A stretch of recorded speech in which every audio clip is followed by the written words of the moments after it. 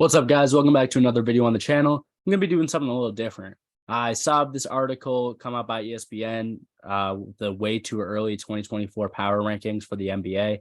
As you guys know, Nuggets just wrapped up the NBA Finals. They're the champions. Shout out to the Heat for making it there, too. It hurt my heart as a Boston fan, but what an incredible run. But we're on it. I scrolled all the way down to the bottom of the page. I have not seen these power rankings. You guys are going to get my first reactions. And let me know what your reactions are in the comments, too. I'm guessing I'm not going to agree with ESPN, but let's talk it out, man, because who knows? So yeah, going in blinds, first team I see is the Detroit Pistons. Obviously, they finished the season pretty rough, only 17 wins, but no, they have a top five pick. They could get better, but the Pistons already made a big splash this offseason by making Monty Williams the highest paid coach in the NBA. For now, the Pistons are still preaching patience, but with cap space and the number 5 pick in the draft, things could be setting up for an intriguing offseason in Detroit. I do agree with that. Pistons, if they got the first pick and were able to take Victor or something, maybe I put them a little higher, but they're around 5. They'll probably end up, I hope they get a guy like Cam Whitmore, a forward instead of another guard in the rotation. I can see the Pistons being pretty bad next year, so I understand. I see you guys can see the top of my screen too, so you'll see I'm doing my full NBA scouting. I'm looking at Victor's teammate Colaby right now. He's pretty good.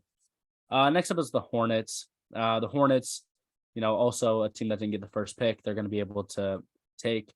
They're in a lot of trade talks right now, but if they hold out at 2, they could take Scoot or Brandon Miller. This guy says all similar things with LaMelo Ball expected to be fully healthy and Coach Steve Clifford still running the show. The Hornets appear to finally have the players in place to push out the East basement. I disagree with that. I mean, I think you have them in the right spot. I don't think they have the team to be able to get out of this horrible spot they're in yet. And I don't like Steve Clifford either. I'd be surprised if he's still the coach there for much longer. Excuse me. But yeah, I think 29 is fair. They're going to be pretty brutal. 28 are the Rockets. Tillman Fertitta has declared that phase 2 of the Rockets rebuild began with the hiring of Coach Ime Udoka, and the billionaire owner expects Houston to be competitive next season. The long-rumored return to James Harden would help in that regard, but would bringing back the beard stump the development of Jalen Green? That's a concern Green expressed on Paul George's podcast. Yeah, I actually respect a lot of the things they're saying right there. I think that makes a lot of sense. To be fair, if they do get James Harden, they won't be the 28th best team in the league. They will be better than that. I understand that James Harden is not the guy we once knew him as, and maybe he doesn't lead this team to the playoffs or anything, but if this writer anticipates them to get James Harden, they should be much higher. So that's kind of a weird spot. If they don't get James and they're still letting the young guys develop, I think this is around the right spot for them. Obviously, they were very bad last year. But if they do get James Harden, they are going to have to be a little bit higher than 28. 27 is the Spurs. Interesting. Okay. So, of course, we know the Spurs will get the number 1 pick. They will take Victor Wembanyama. So, if they do get Victor, I guess it just depends on what your expectations are for him, because I think Victor is going to be really, really good. I think maybe he puts the Spurs in the spot where they're a borderline play-in team. I don't think they'll make the playoffs. That's not a prediction coming from me, but I think higher than 27 would be fair. But if you don't want to put that much expectation on Victor, or you don't think he's going to be that guy, then yeah, this is fair. Me personally, I put them a little bit higher. I do think Victor is going to have immediate day 1 impact. 26 is the Wizards. God, good placement, because the Wizards are horrible. I would almost put them lower. Team owner 10, Leonsis, has a new right-hand man to rebuild Wizards basketball in Mitchell Winger. Winger played a large role in helping shape the Clippers roster, and he will now try to turn around a franchise that has made the postseason only once since 2018. Once Winger assembles his front office, can start to improve the team with the number 8 pick in the draft and see what Bradley Beal has in mind for his future. If I'm the Wizards, you have to get rid of Bradley Beal. Me and Banning were talking about this. If this is your first time checking out one of your videos, Banning is my co-host on our podcast. A smart kid, good guy, all that great stuff. But we were talking about this off the air the other day about how the Wizards are the team I would least like to root for in the NBA, because you have a pretty high payroll. You're paying Bradley Beal a lot of money, paying Porzingis a lot of money. Even Kuzma, if you bring him back, you're going to have to give him a bag. And this team sucks. I completely agree with this statement, because they'd be better off being worse. They need to rebuild before they can improve. And I don't think the Wizards are going to be that great. So I think that's a fair placement. Number 25 is the Trailblazers. Trailblazers will have the third pick in the draft. And as this guy says, of course, they don't win the Victor sweepstakes, but Damian Lillard is on the way out. He might want to win now. In my opinion, I think the Trailblazers might try to. I think they're still going to try to get Dame those pieces. I don't think they necessarily should. I think they might be better off just admitting defeat and going for the rebuild. But I think they're going to try to improve. I think they're going to finish better than 25th best team. We got to remember Damian Lillard is really good. They've been finishing really bad year after year, but this team really isn't that bad. I think they'll be higher than 25th. I don't know if they'll be a playoff team or if they'll be all that, but I think the Trailblazers are going to make a lot of moves this offseason to try to be better than this 25th team. And I think they'll find some success. 24, I can see is the Magic. Obviously, they took Paulo #1 last year. Franz Wagner is awesome. Wendell Carter Jr., Markelle Fultz are interesting pieces. I'm a big fan of Fultz still, but they'll have the 6 and 11 pick in this month's draft in addition to cap space. Things are finally looking up again in Central Florida. Yeah, I think that's fair. I think they'll be better than years past, but I think this heavily depends on who they take at 6 and 11. If you guys don't know, I claim to be the NBA draft guy. I'll do my prospect scouting. You'll hear all about these guys from me. But if they can walk out, I don't want to spoil it, so I won't say names. But if they can walk out with two of my favorite prospects at 6 and 11, hell yeah, they might be even better than this. But if this is another Orlando draft where they take guys that are just meant to be role players and they don't take guys with high ceilings, I don't know. I love their Paulo pick. He was obviously the #1 pick last year. I'm glad they didn't settle for a guy like Jabari Smith. So I think they're on the upswing, but they have to continue the upswing. They can't just chill out now and be all right. So I like that. 23 is the Pacers. They are in a rebuilding mode. I completely agree. Future of the roster is already off to a strong start with my guy, Tyrese Halliburton. Absolutely. Who made his first All-Star game this past season. Indiana also owns 3 first-round picks in this month's draft, number 7, 26, and 29. Yeah. Thing with the Pacers is they're not great at drafting, so I don't know how much those draft picks are going to help this season. I think they need to figure some other things out management-wise, maybe coaching-wise, but yeah, this Pacers team won't be awesome. I think they will be better than pretty much most of the teams we've seen so far. So far, ESPN's list not offending me very much. I think they're making some good points. I think they have some smart writers over here. They're saying the right things. Pretty simple. I like it. 22 is the Jazz. Interesting. The Jazz have many pathways as they attempt to build around all-star forward Larry Markkinen and all-rookie center Walker Kessler. Utah has not traditionally been a free agency destination, but the Jazz have $30 million in salary cap space, which also could have significant value in the trade market. Additionally, Utah has 3 first-round picks in this month's draft and several extra picks in the years to come after the roster renovation over the past year. Yeah, as I read that, it makes me think maybe the Jazz are in the market to trade for one of these top-tier guys in free agency. Let's not pretend like the Jazz have always been bad. The Jazz have been a historically winning franchise. That's how they've been able to sustain sustain a fan base in Utah. I don't want to say anything I don't mean, but they do have good fans over there in Utah. Invested fans is the way I would put it. And they're a team that's won. They're always been winners. Even recently in these awkward skids, they still kept around guys to compete. Rudy Gobert, Donovan Mitchell, Conley. Like they keep guys around so they can win some games on purpose, and they did it last year too.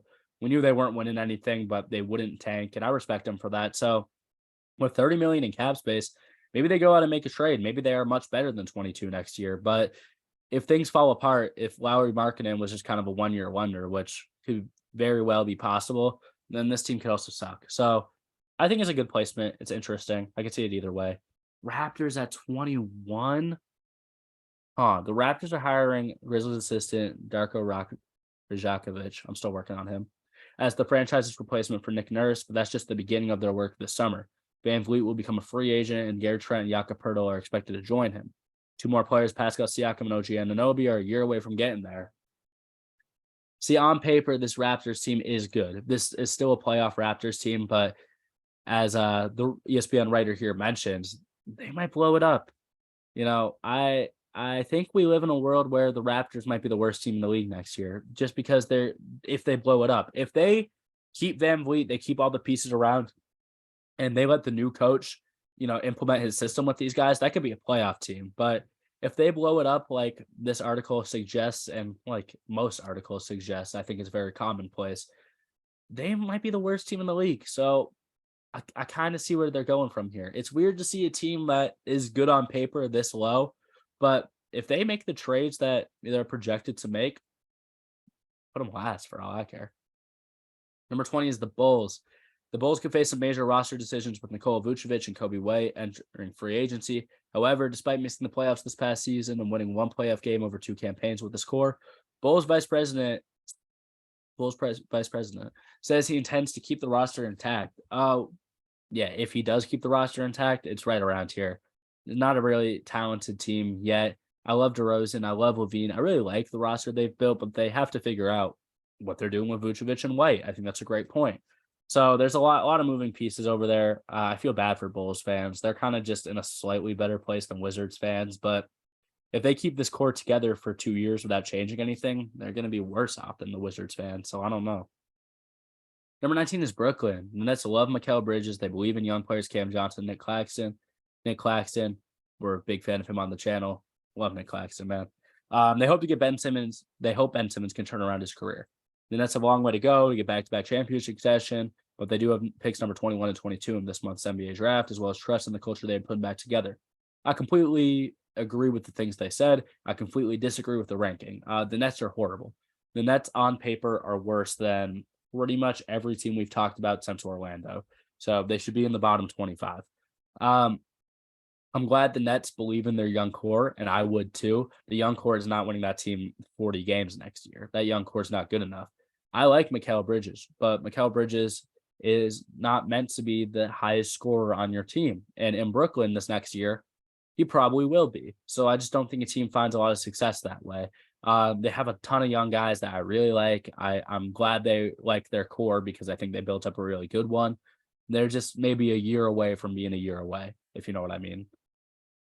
Next up is the Hawks. After being hired midseason, Coach Quinn Snyder was able to lay a foundation over the final 28 games of the regular season. A play-in tournament win over the Heat and a 6-game series loss to the Celtics in the first round. Now Snyder and Landry Fields, who oversees the team's basketball operations, have to figure out how to take the Hawks to the next level. Yeah, I agree. I think 18 is fair. You know, they will probably make the playoffs, probably be a worse seed. Do they blow the team up? Do they trade John Collins? Do they trade Trae Young? I know there's a lot of buzz about that, especially because I know he likes Miami. He's got Rich Paul as his guy, as his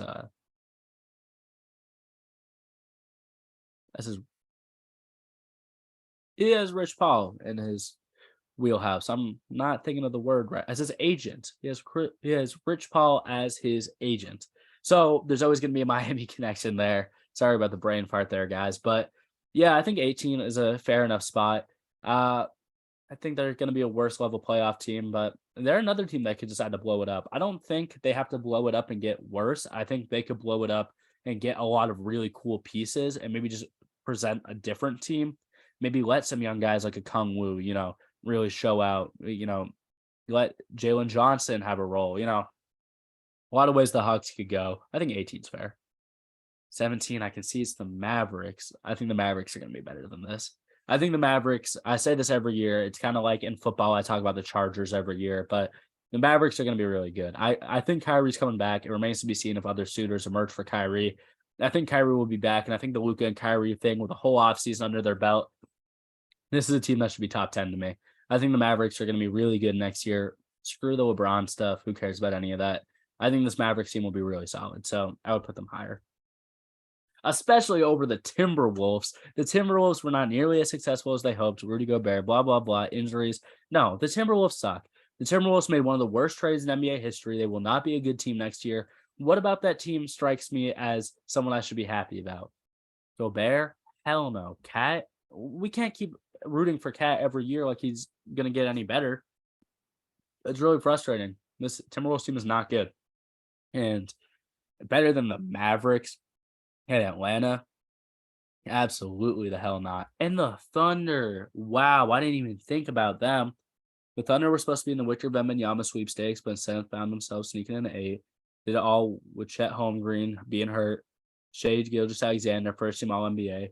Wow. This is a really big projection for the Thunder, who haven't had success with this young core yet, but I see all the things they're saying. SGA is one of my favorite players in the league. I know he's that guy. And getting Chet Holmgren next back, back next year, it's like, yeah, the Thunder did make this big jump last year without their highly invested first round pick. And they're going to have plenty more picks going forward. So they really don't even need to hit on all their picks like some of these other teams have to. They only just need to get a couple of them right. I like 15 for the Thunder. Are we going to see them in the playoffs next year?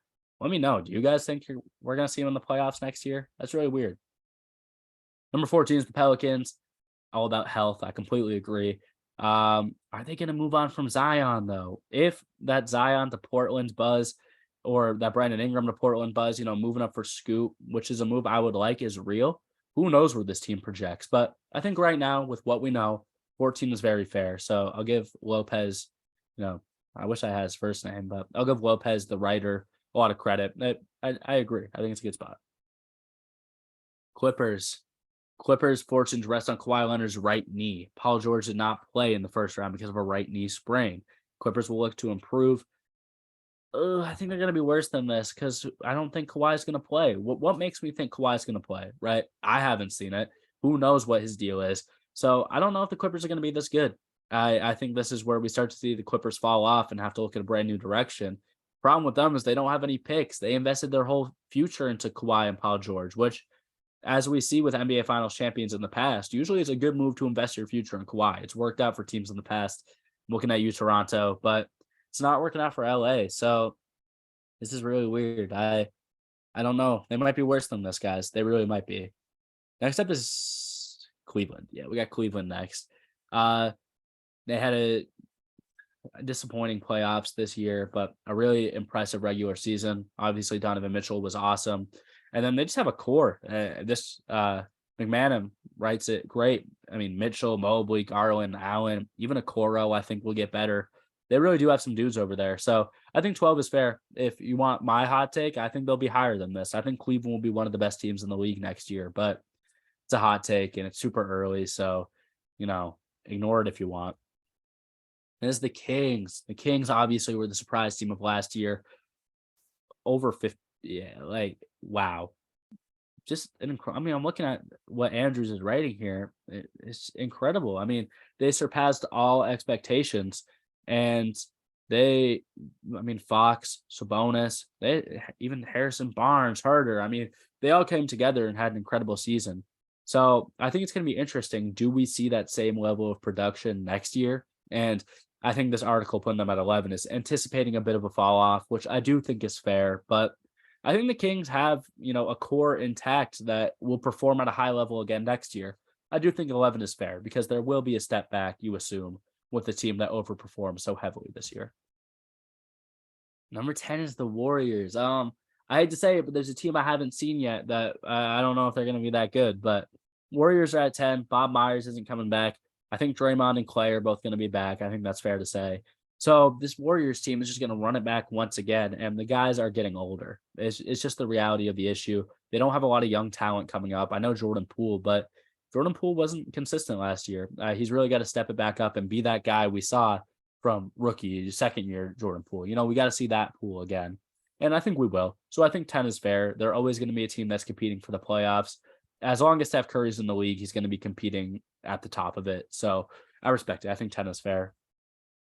The Knicks are at 9. The Knicks won a playoff series for the first time in a decade, but beginning with extension ties with Emmanuel quickly. Fascinating summer in Gotham. Nah. Nah. I might just be the biggest Knicks hater on YouTube, I guess, because this Knicks team is not better than any of these teams I just talked about. They're not better than the Warriors. They're not better than the Kings. This is unbelievable. Julius Randle, we don't even know the future for him. Knicks fans want to get rid of him for a second-round pick. Is Brunson the reason the Knicks are the 9th best team in the NBA?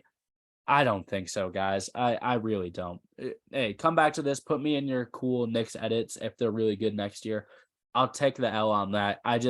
With Julius Randle's future being much more uncertain than they spoke of in this little blurb, I don't think the Knicks are going to be in the top 10 next year. What the hell?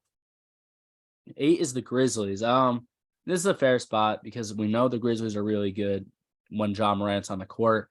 I think what we're looking at now, Ja Morant's getting suspended for at least half the season.